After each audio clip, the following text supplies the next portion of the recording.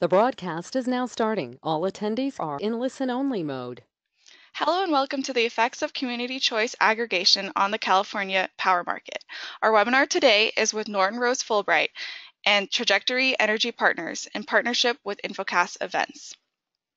Today's webinar will focus on the effects of community choice aggregation on the California market, including a comparison of certain issues relating to community solar in other states. And just so you know, our presenter today is Deanne Barrow, Project Finance Associate at Norton Rose Fulbright. Her practice focuses on the representation of developers, lenders, and investors in the development and financing of renewable energy projects in the U.S. And also with her is Megan Strand, who will be our moderator for today. Megan Strand is the co-founder and partner of Trajectory Energy Partners, a developer that works with local communities on C&I and community solar projects in the U.S., with a particular focus on key state markets such as Illinois. And everything that you'll be hearing today is actually a preview of what you can experience at our Community Choice Energy Summit with InfoCast coming up in mid-November in Santa Clara. And at our summit, you'll be able to learn from clean grid innovators, developers, and utilities. And we have a lot of featured high-level speakers, including the three you see below. And for more information on our summit and to register, please go to infocastinc.com/community-choice-energy. Pardon me, actually it's infocastinc.com/event/community-choice-energy. And make sure to check us out or just go to infocastinc.com and find us. And before we get started as well, I'd like our audience to please, as you're listening to our presentation today, we'd love to hear from you. So to do so, there's actually a Q&A box in the lower right-hand corner of your screen. And if you could please go ahead and ask questions all throughout the presentation, we'll have a Q&A session at the end. And I'm sure Deanne and Megan would love to hear from you guys. And so we'll make sure to answer your questions if time permits. So thank you all for your time today. And now I'd like to welcome Deanne Barrow. Thanks, Catherine. I wanted to begin by giving our listeners an overview of the agenda for today's webinar. So we're going to begin with a brief overview of community choice aggregators and community solar, and then move into a discussion of the credit risk associated with CCAs and community solar subscriber considerations. We'll then move on to talk about CCA opt-out risk and compare that to the portability of community solar subscriptions. Finally, we'll end with a discussion of current regulatory developments regarding both structures, including CCA exit fees and community solar pricing. The format for this webinar is going to be a discussion between Megan and me, and we'll have a few slides up on the screen to serve as signposts as we move through the discussion. We'll also have some time at the end, as Catherine mentioned, for audience questions. So moving on now to the first topic, I just wanted to begin with a brief overview of what community choice aggregators, or CCAs, are. CCAs are government entities that are organized at the county level to buy renewable energy for residents and businesses within the county or city. There are 7 states that have passed statutes enabling some form of electric aggregation: California, Illinois, Massachusetts, New Jersey, New York, Ohio, and Rhode Island. California has seen the most traction. The first CCA in California started in 2010, and there are now 8 operational CCAs. Several others are close to launching service, and at least 23 counties are in some stage of establishing a CCA or undertaking a feasibility analysis. It's important to note that CCAs fulfill a power procurement role, but the utilities remain responsible for transmission and distribution, customer service, and billing. But just in relation to the power procurement role of CCAs, we see that they have a very ambitious vision. In February, the California PUC held an on-bank meeting focusing on the changing nature of consumer and retail choice in California. And in the informal comments, the California Community Choice Association, which goes by CalCCA, it's an advocacy group. Its membership includes all the operational CCAs and also some of the counties that are looking into forming CCAs. They issued informal comments saying that thanks to California's robust market for renewables and the proliferation of distributed energy resources, the for-profit utilities no longer have the burden of procuring the majority of the state's load. The statement said that CCAs will defend their statutorily defined role as the sole entity responsible for procuring generation on behalf of their customers. So Megan, to me what that statement shows is the CCAs have an ambitious vision. We're seeing the proliferation of CCAs, but we're seeing them view themselves as having an increasing role in statewide procurement. Understood. And I think, Diane, that's helpful perspective around the state of play, so to speak, amongst various US states, but also what's going on in particular in California. Are you able to talk about, as we think about structuring on a project-specific basis, knowing that you've worked on several projects involving CCAs, essentially how they play a middle person role vis-a-vis a project developer and ultimately the C&I municipal or residential customers who are part of that particular CCA? So that's right. So in terms of looking at the structure of a CCA, I think it's good to look at them as in the middle, right? So you've got your developer developing solar, wind, geothermal, biogas, whatever project. The CCA is going to be an off-taker and then on-sell that power to residential customers, commercial and industrial customers, and also municipal accounts within the county or city that the CCA operates in. Understood. And I think in this last example, we're talking a bit about different types of renewable energy projects that essentially could include a CCA. Solar is a leading candidate, but there are other technologies as well. Maybe if you could speak a bit about what we're seeing in the market in terms of type of projects that are looking to host or work with the CCA.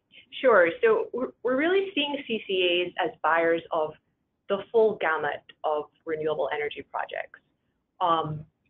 The first financing of a CCA project that we did involved a 100 megawatt solar PV project in California. And then in June of this year, we closed the financing involving another utility scale solar project. We have teed up in the pipeline a financing for a wind project, but we're seeing CCAs, as buyers of solar, wind, geothermal, biogas, and more recently, energy storage. In terms of scale, we're seeing anywhere from like 1 megawatt to 125 megawatts. The sweet spot seems to be around like 20 to 30 megawatts. Understood. I think it's kind of interesting to look at what has evolved as almost a unitary structure around CCAs in terms of how they present themselves within states or counties, but also in respect of the specific project structure. Looking by contrast at community solar, I think there really are two models that have emerged.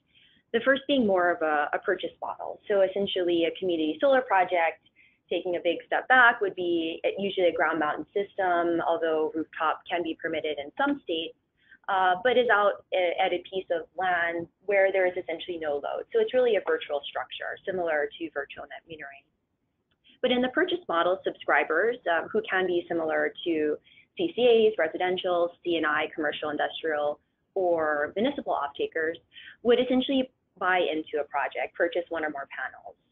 The second model that probably we've seen more of in our practice, given it can be easier from a financeability perspective, is the subscription model, where essentially any one of these community solar subscribers would agree to subscribe to a percentage of output from that particular system, and in exchange for the amount of subscription, receive a bill credit. That's typically generated roughly around what we see for net metering rates, so roughly around retail, although there has been some discussion, and we'll get to it later in the webinar, around what are some of the regulatory risks regarding pricing. So I think for purposes of this webinar discussion, we'll really be talking about more of the subscription model of community solar, which aligns better as well in terms of how we think about some of the risks around credit and otherwise that we'll be discussing vis-a-vis CCAs as well. And so I think with that, turning to our discussion of risks, then the first category it would be instructive to talk about is in respect of credit risk. So I understand one of the big issues facing CCAs currently is indeed credit risk in terms of the CCA itself, but also in respect of the customers. Maybe if you could talk a bit about what that risk looks like and potentially some of the mitigants that we've seen in the market recently. Sure. So the issue here is that CCAs lack credit ratings. These are recently operating entities. As I indicated, the first CCA started in 2010, and then the next one after that was in 2013. And even in the very early stages of operations, we're seeing CCAs put out solicitations and RFOs for power and entering into long-term contracts.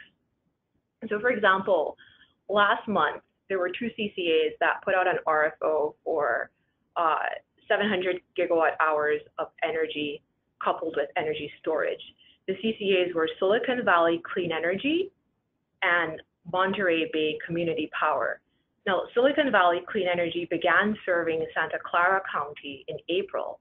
Monterey Bay Community Power will begin serving Monterey, San Benito, and Santa Cruz counties next year.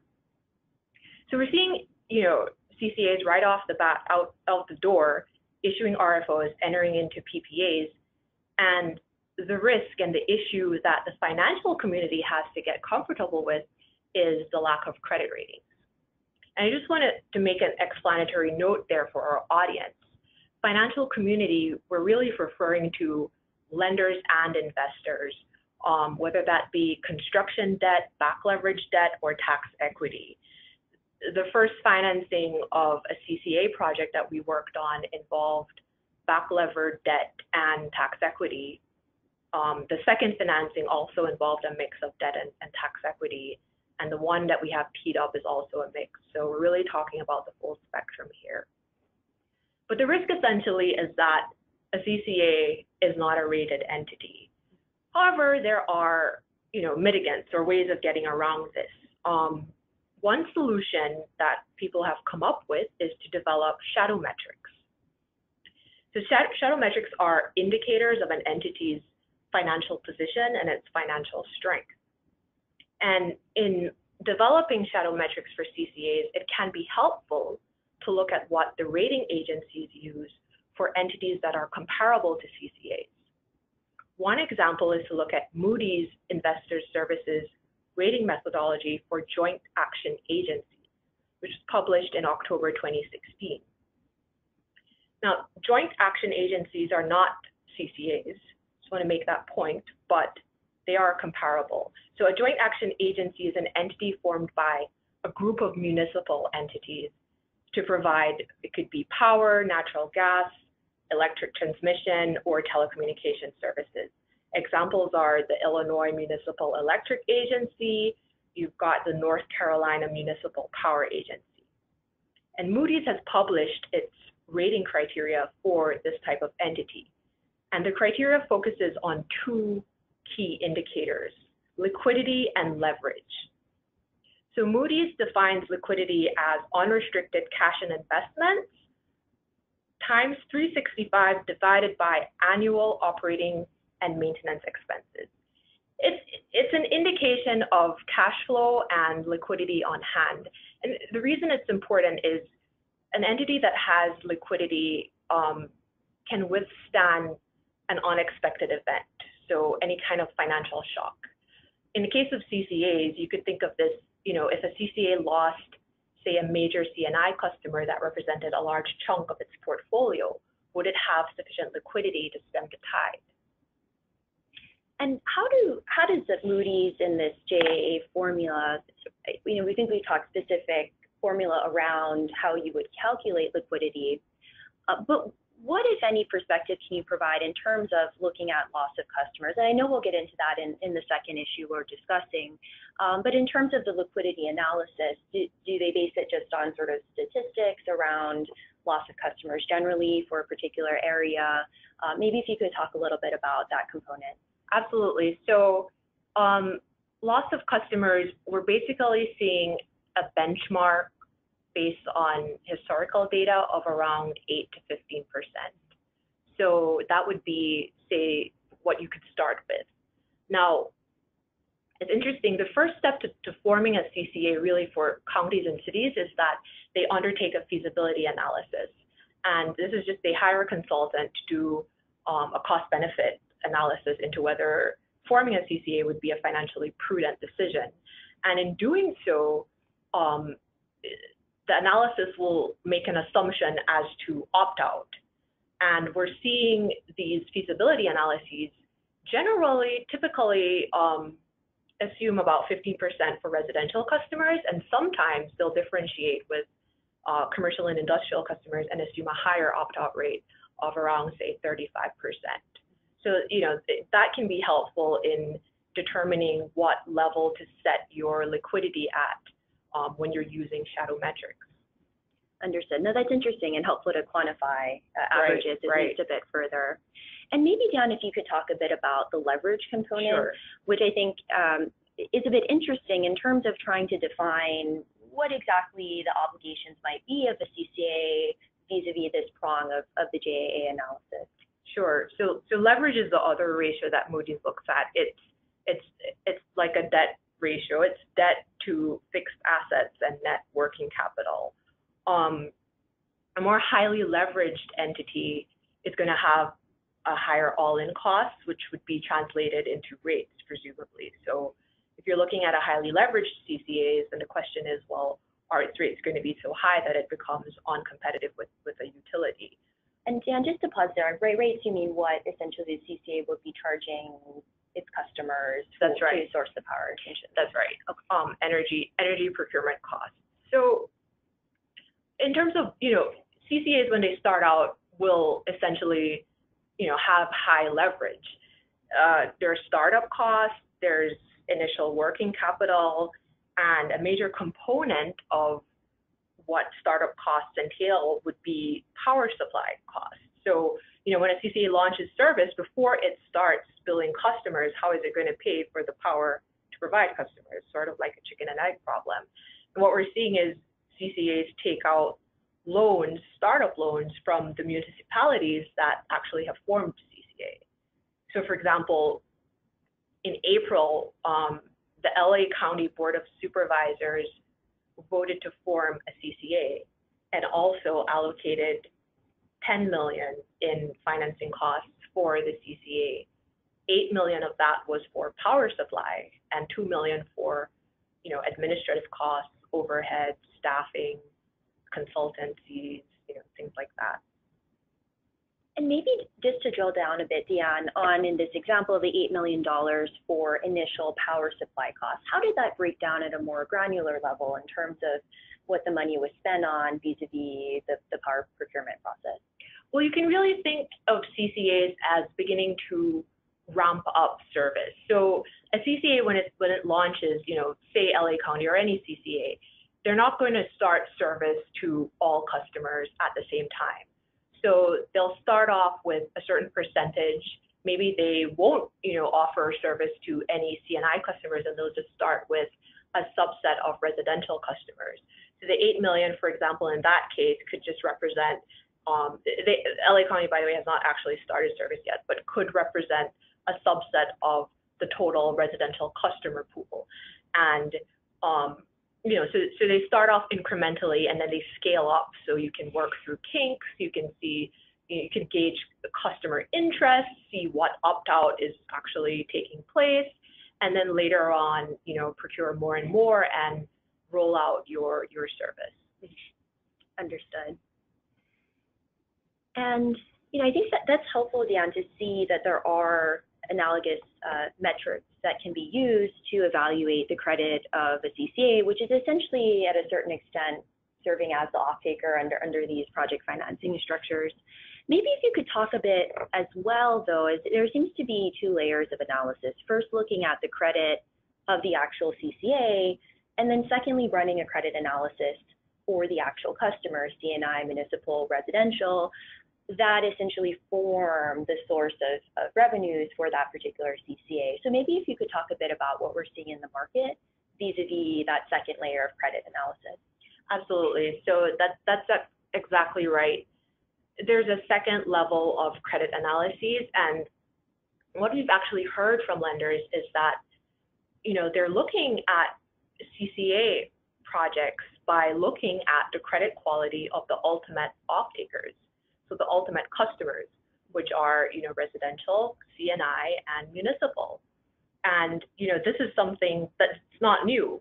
So banks and lenders and investors are used to underwriting, say, to residential customers. They might look at FICO scores. With C&I customers could have ratings themselves. If they're unrated, then you can actually use shadow metrics or a shadow credit rating for an unrated business.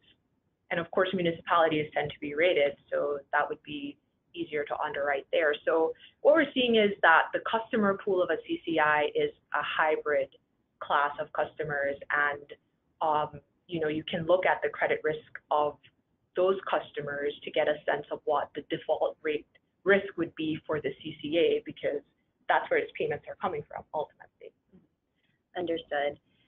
And I think, just to stick on that structural point, as we compare and contrast to a certain extent between CCAs and community solar, I think is one of the issues that we faced looking at financing community solar projects across various states. Essentially, how do you take this hybrid structure, which would include more recognizable components, such as a grouping of residential subscribers, C&I, or municipal, for which individually there's an established market and folks know how to sort of evaluate that type of offtake and credit when you place it under an umbrella of a community solar project. And so I think part of the challenge has been getting banks comfortable with the hybrid nature and learning how to, and understanding best allocate relative weight of the credit of these different streams of subscribers within a community solar project.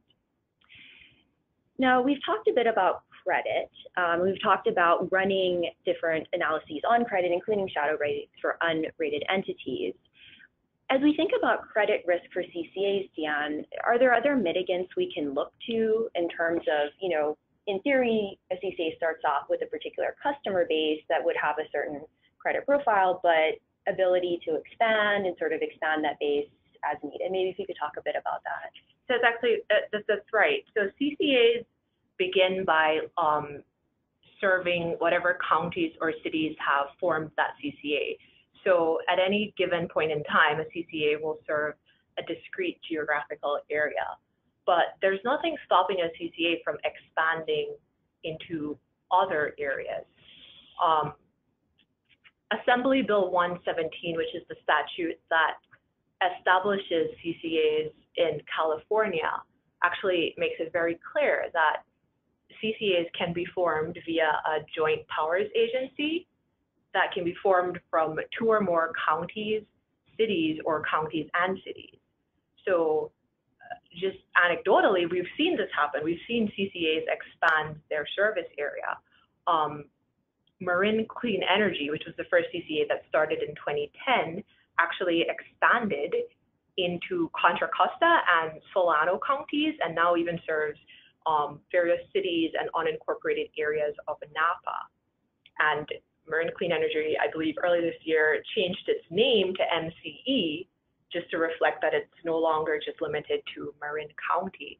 It also happened with Sonoma Clean Power, which serves Sonoma and Mendocino County. So, as long as a county or a city that is interested in joining a CCA passes a local ordinance. So if it's a county, the board of supervisors would pass an ordinance. If it's a city, the city council would pass an ordinance. As long as that happens, then that county or city can form a CCA by joining an existing CCA. The existing CCA board of directors would vote also to bring that additional jurisdiction into their fold. So that is a mitigant. You know, if the CCA is losing customers, it can expand. You know, as I said previously, it can ramp up service. So yeah, that's definitely a way to mitigate credit risk. Understood. And also understanding that at this point, there's somewhat of a smaller data set with, I think you mentioned earlier, 8 CCAs in California, though plans to create additional CCAs. Is there any sort of breakdown in the market in terms of approach? You know, we've talked about what is now MCE and also Sonoma Clean Power looking to expand their geographic footprint by bringing in additional counties. Do you have any sense, just from looking at the developments, whether that'll be a trend? So in other words, looking to expand existing CCAs versus seeing additional CCAs crop up over time? So that's definitely, it's a consideration that we're seeing counties and cities who are exploring CCAs, you know, consider. Do they want to start their own, or do they want to join an existing CCA? I think some of the considerations that are relevant are, well, the larger a CCA you have, you know, then you get into issues of, you know, what counties and cities get votes, how are you going to allocate votes within, how are you going to make decisions within the CCA, you know, and administratively it can get more burdensome the larger and larger a CCA is. But at the same time, you get benefits from economies of scale, right? So the larger the CCA is, the easier it might have a chance of procuring power because of, you know, risks that are spread out among, you know, larger customer pools. So it's definitely a consideration. I'm not sure we're seeing any clear trend one way or the other. As I indicated, there are now 8 different, you know, CCAs, and some CCAs are, you know, serving more than one county. Understood. So jury's still out, and I guess stay tuned to see how the state market develops. I think it's been helpful to talk about some of the mechanics around expanding, you know, CCA customer pool and whatnot. But maybe to pause a second and go back to our earlier discussion around shadow metrics. I think it was helpful to discuss essentially the credit analysis done both at the CCA and the customer level. But maybe if you could talk a bit about in application, how are these shadow metrics actually used and applied vis-a-vis financing? Sure. So shadow metrics are used in power agreements, power purchase agreements, as well as in credit agreements. And they can serve 2 functions. A shadow metric can be an initial requirement to placing the financing. And then you can also have a shadow metric that is an ongoing obligation for the duration of the power contract or the credit agreement. In whatever agreement, if it's an ongoing obligation, then it would essentially act as a tripwire, meaning that when the agreed upon level is not met or exceeded, depending on, you know, what metric you're using, then it triggers either under the PPA a requirement for the CCA to post collateral or credit support. And in the credit agreement, it would trigger a requirement for a mandatory prepayment of the debt, which would essentially reduce the exposure of the lenders. In a credit agreement, the mandatory prepayment is usually see it as a cash sweep or a cash trap. Interesting. So making sure to essentially keep an eye on that ongoing covenant and then right size the debt in that context appropriately. So I think it's kind of an interesting discussion as we've had about credit risk. I think one that we'll continue to see in the market, in particular with regard to financing, both in the CCA context and as I mentioned earlier with respect to community solar. I think one interesting distinction as we talk about credit risk and the profile and the acquisition of customers, though, is essentially the opt-in or opt-out mechanics that we see. So in CCAs, it's a mandatory opt-in, depending on whether or not you live in an applicable county. But what's interesting on the community solar side as a distinction is it's really an affirmative opt-in. So subscribers to a project, whether again it's any one of the 3 categories we're talking about, would affirmatively choose to participate in the project. And so I think that helps pull through, so to speak, in terms of keeping customers with the project. But I think it's helpful now to turn to our second issue, and that's really around the risk associated with opt-out and loss of customers. and also how pricing may actually impact or mitigate that risk. So maybe, Dan, if you could talk a little bit about this unique feature of CCAs, which essentially is the customer's ability to opt out, notwithstanding that they may live in the applicable county. That's right. So opt-out is a unique feature of CCAs. It basically means that once formed, a CCA is the default electric service provider. So Assembly Bill SB 117, which established CCAs in California, provides that once notified that a CCA is beginning to offer service, a utility has 30 days to transfer all applicable accounts to the CCA. So what it means is existing utility customers are automatically switched over to CCAs. And then the customers have the opportunity and the ability to affirmatively opt out. So they're automatically put into CCAs and then can opt out. If they opt out after 60 days following the launch of service, then the statute says that the CCA can charge a termination fee or a reentry fee, as it's sometimes called. And in terms of amount, the California PUC needs to approve the amount. Right now, we're seeing Marin Clean Energy, or MCE, and Sonoma Clean Power charge $25 for commercial and industrial customers to terminate CCA service, and they charge $5 for residential customers. And this would be, Deanna, a one-time fee to the extent of opting out. That's right. It's a one-time fee to go back to utility service. Yeah.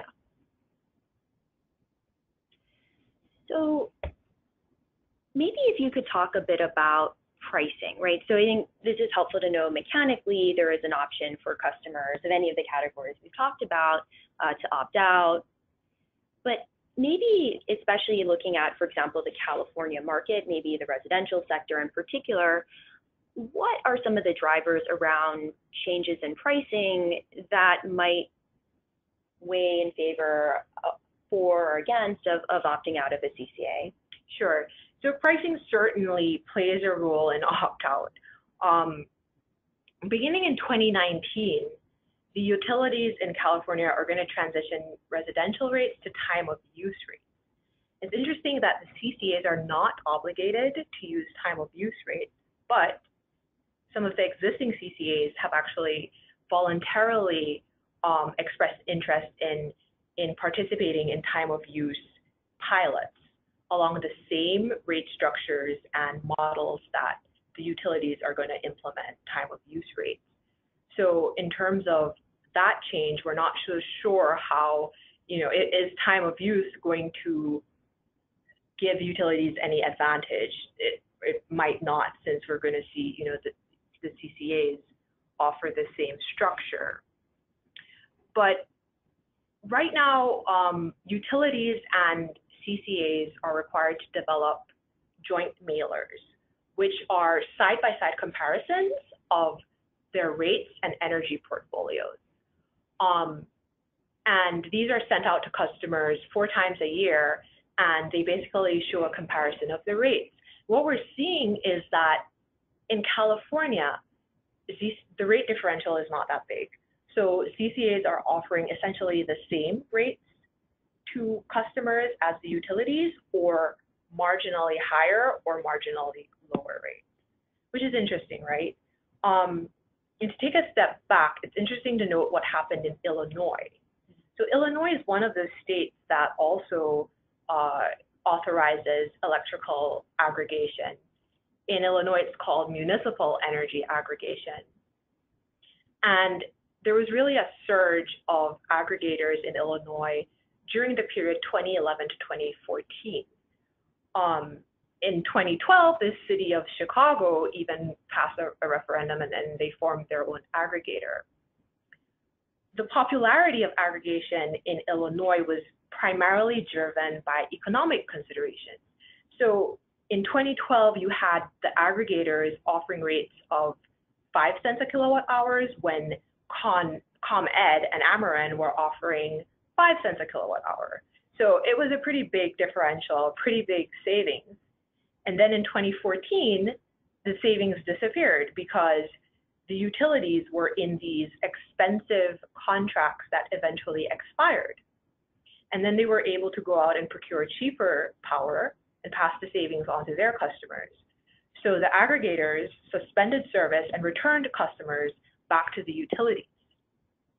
So that's just an illustration of the role that, you know, shifting pricing dynamics can have on opt-out. Now, it's interesting because next week, Tuesday, the California PUC is going to be holding an informal workshop to consider certain issues around customer choice. And on one of the panels, they're having a representative from the Illinois CCA network. They're also having representatives from Texas, from the UK, from New York, just to offer different market perspectives. So I think it will be interesting, you know, to hear what the folks from Illinois can offer in terms of, you know, how the aggregators losing their pricing edge over the utilities had an effect on aggregation in that state. No, I think it's an interesting point, Dan, in particular looking at Illinois, which generally would have cheaper electricity rates than, say, states like California, notwithstanding the fact that there is still popularity for these CCAs and that essentially there may be other soft costs or benefits associated with subscribing. I think just to clarify, when we talk about pricing, in terms of the savings, for example, in the Illinois scenario, that was essentially just on the energy portion of the bill, is that correct? And then there would still be fixed charges from the utility around, say, transmission and distribution? That's right.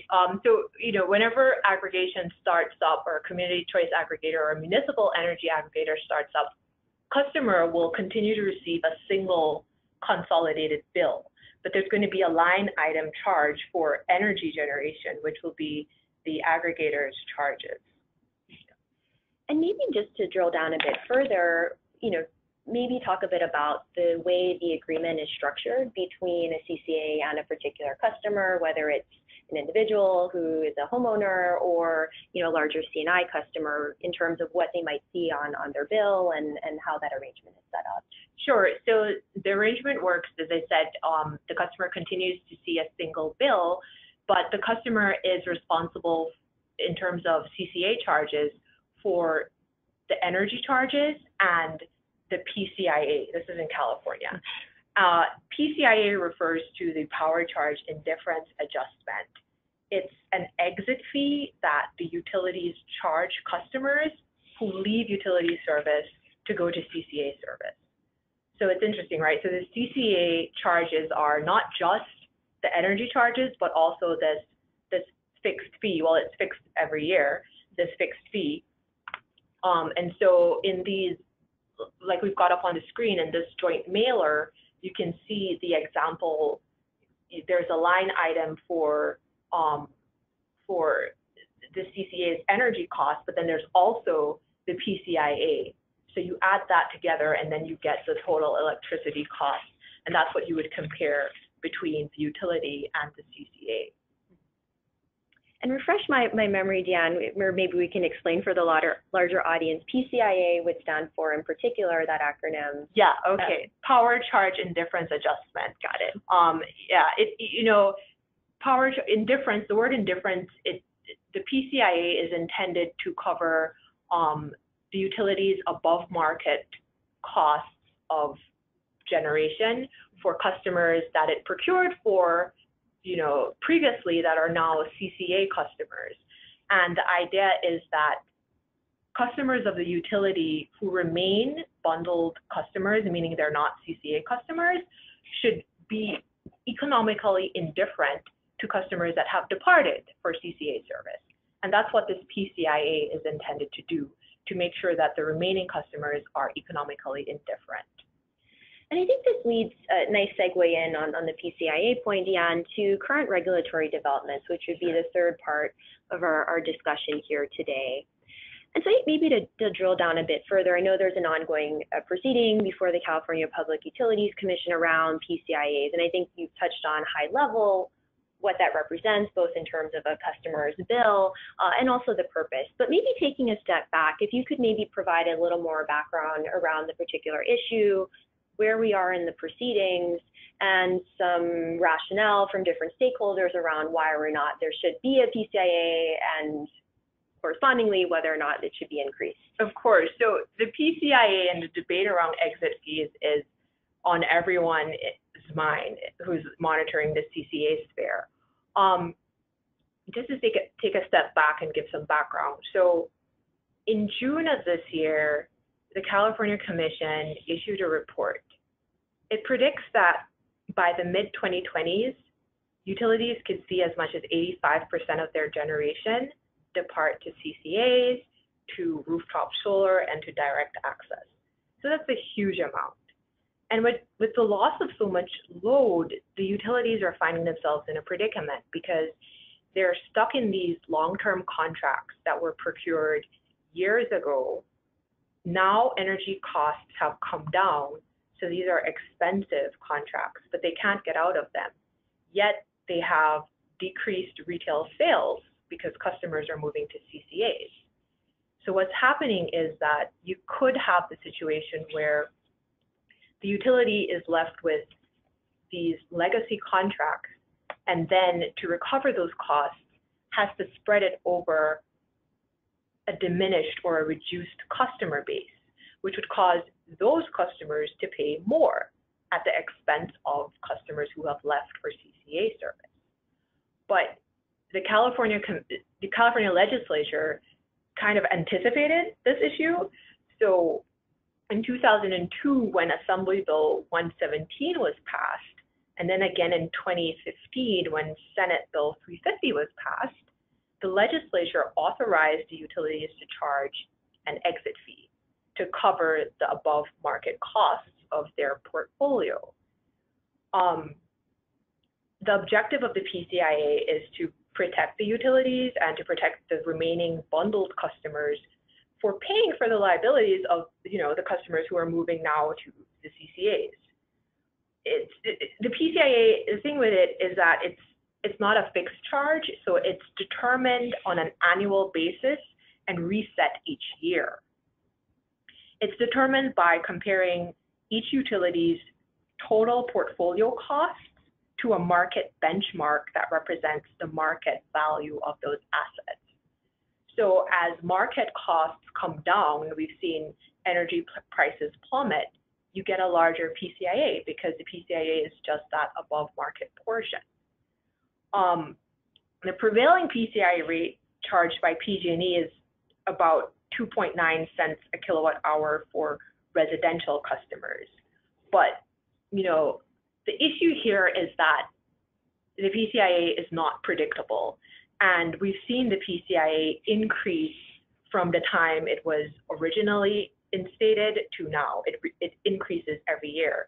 So, there's a call for reform because the CCAs are saying they can't plan around a charge that their customers have to meet when it keeps, it's so volatile and it keeps changing.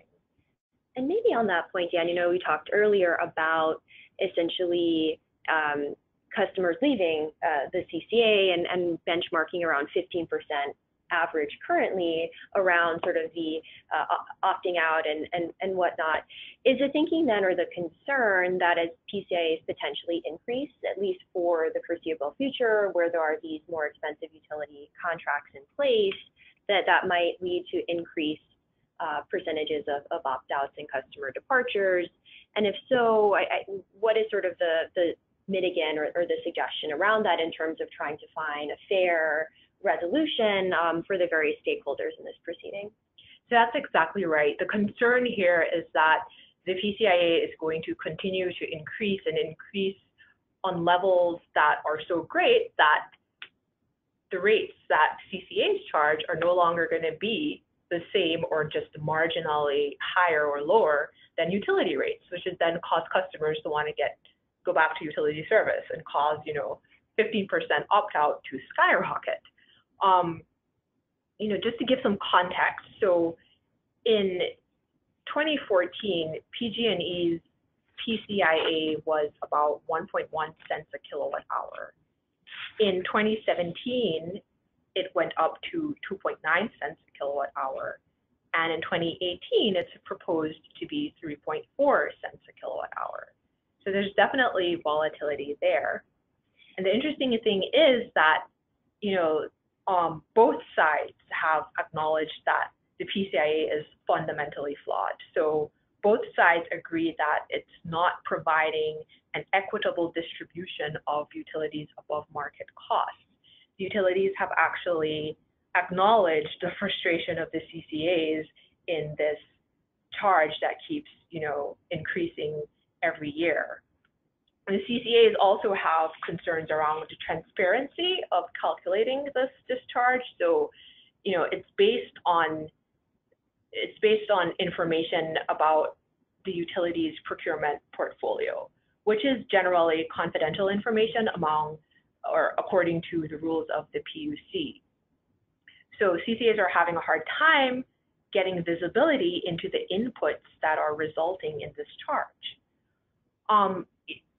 As you indicated, there's a current proceeding open before the California PUC, which is looking at a review, a revision, and considering alternatives to the current PCIA methodology. That rulemaking was opened in June, and according to the present timetable, we can expect it to maybe be resolved in June of 2019. And as we think about the proceeding, Deanne, and some of the factors going into PCIA, I think we've talked about it increasing being an issue, and what exactly is the fair, or at least visible sort of support for that increasing trend. But maybe if we could talk a little bit about the timing of the PCIA in terms of whether in that proceeding is any suggestion that there should be essentially maybe an outside date when the PCIA is charged, and what the feedback has been from various stakeholders. Absolutely. So at present time, the PCIA is of potentially unlimited duration. And that's just because under California PUC decisions, utilities are allowed to recover the costs of their renewable contracts for the entire term of renewable contracts. So, for example, PG&E has said that for certain customers with a vintage year, which just means the year they started CCA service, of 2012, you could see a PCIA lasting until 2043 because utilities have renewable energy contracts that are 30 years in duration. And under the current methodology, they're allowed to recover costs for 30 years. If those costs are above market, then there will be a PCIA every year until 2043. So that's definitely an issue. And one of the proposals on the table is to provide a sunset of the obligation to pay the PCIA. Fossil fuel contracts are actually limited to 10 years. So one of the proposals is, do not allow recovery for 30 years, let's limit it to 10 years or some other fixed term. I think also as we think about different ways to structure the pricing around time limits, I believe there was some discussion at proceeding around just proposing a lump sum payment up front, maybe put forth by CCAs themselves. Maybe if you could talk a bit about that. So in other words, proposing a different construct where really there's just a set amount, one-time fee versus having this potential unknown or increasing fee for a certain duration. Exactly. So one of the proposals on the table is actually to have a formalized negotiated settlement of the PCIA. And this would provide, a lump sum fixed amount that CCA customers would then be liable for. This would allow CCAs to then pay that fee upfront, or they could amortize it over, a certain number of years. There's also a proposal to just have a portfolio buyout. So that proposal is that the CCAs would buy the contracts that utilities are now in. You could also have an assignment of those contracts from the utilities to the CCAs. So these are all proposals that are on the table, basically to deal with this issue of having this unpredictable rate that, increases each year for potentially unlimited duration. Right. Well, it sounds like a lot of options and varying options are certainly on the table in this proceeding. I don't know if it's too early to maybe weigh in on the different scope of comments and where you think the decision might go.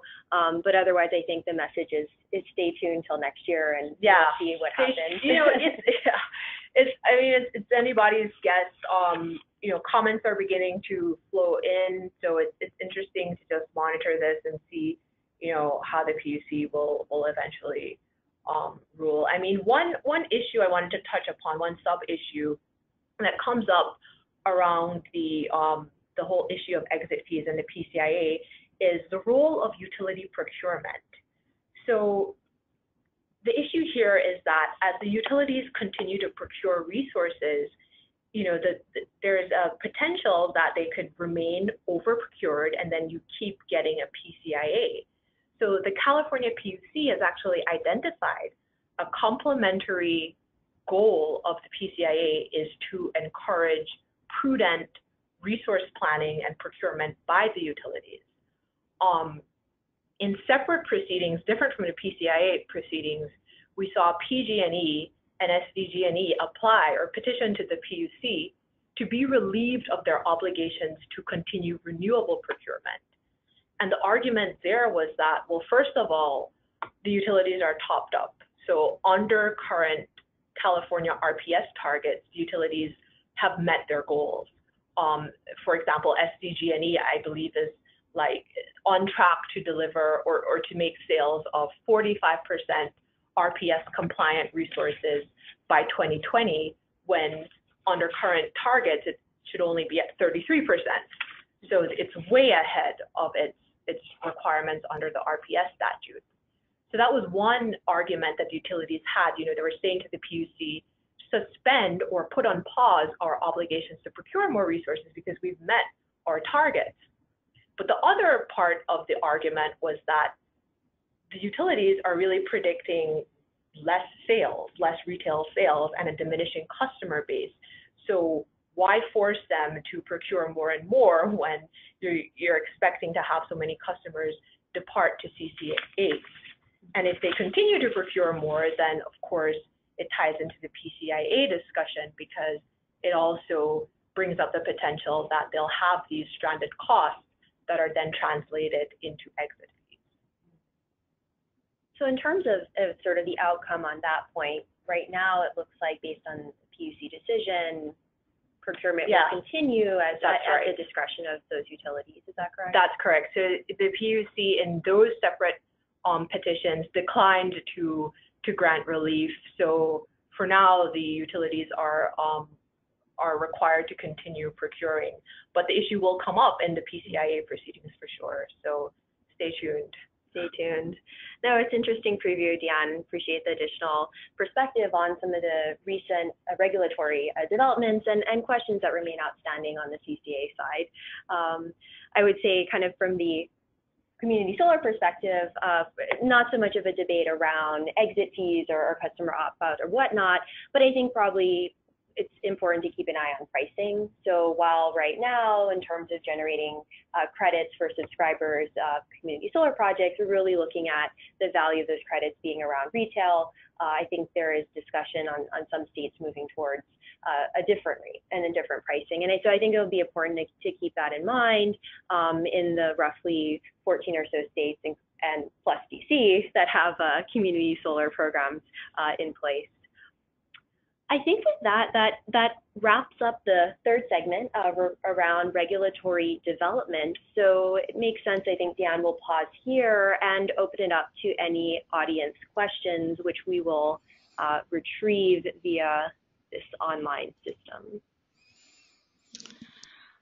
All right. So let me ask a question here. Lee asks, is the PCIA recalculated each year to make customers economically indifferent? If so, what marginal value does a CCA offer? Is it limited to the opportunity to provide a green product? Sure, so that's right, Lee.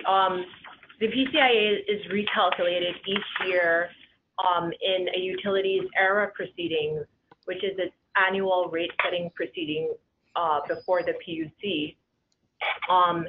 And, you know, in terms of, it does have the ability to cut into the rate differential between the CCA and the utility. So it definitely could reduce the marginal benefit. In terms of just renewables, well, some CCA programs are very explicit and don't even allow the use of unbundled RECs, which means that, you know, the CCA program in that case would really just be procuring straight up new renewable generation. And there you can definitely see some additionality. Even with programs that do allow unbundled RECs, we're still seeing CCAs offer customers a higher percentage of renewables compared to utilities. So right now, the default in California is 33% by 2020. We're seeing CCAs offer, some of them around 33%, so on par with utilities, but also higher percentages of renewables. So customers generally have the option to pay a premium to get 50 or 55%, and then also a super green option of 100% renewables.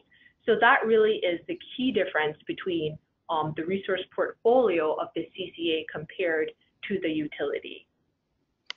Okay, thank you so much for your answer. Lex here is wondering, are CCAs allowed to sell behind-the-meter services such as storage, DR, and energy efficiency? Yeah, they are, absolutely. So CCAs are, they serve a procurement role, and they're also getting into energy efficiency offerings and energy storage offerings. So last month we saw a solicitation from Monterey Bay and Silicon Valley Clean Energy for solar plus storage. And the idea is there that, you know, they're going to start combining this and, you know, there are benefits. If it's behind the meter, of course, there are benefits to then aggregating that, and that can be, services can be then provided not just to the customer through the behind the meter system, but also to the utility itself. Okay, great, thank you. So we're going to take it back to your credit risk slide. We had a question here from Shiva, and they asked, what other credit enhancements exist for CCAs or developers working with CCAs? Well, I think it's useful to look at.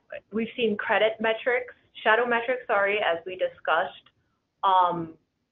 It's also possible in a PPA to just require credit support, or you know, you can require credit support. You can require the CCA to post collateral. And another thing to get into, you know, the cash sweeps and the cash traps are also a mitigant to the credit risk. And I mentioned that, but I didn't really get into detail about that.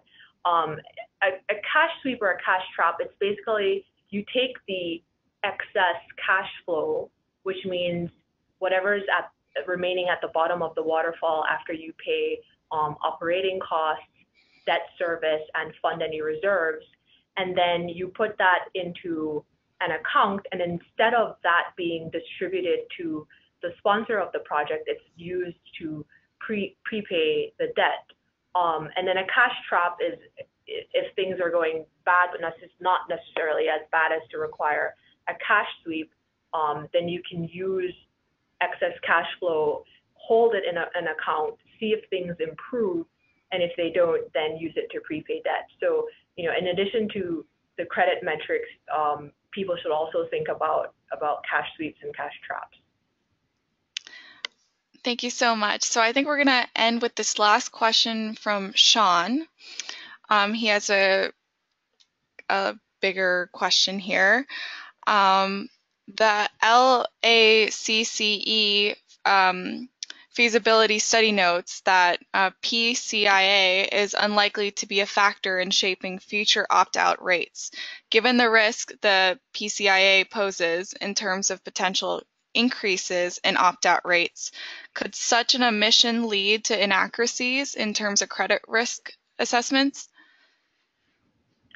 Well, I think it's definitely important to take into account the PCIA. As explained, when a customer gets a bill, the CCA portion of the charges will be the generation charges plus the PCIA. So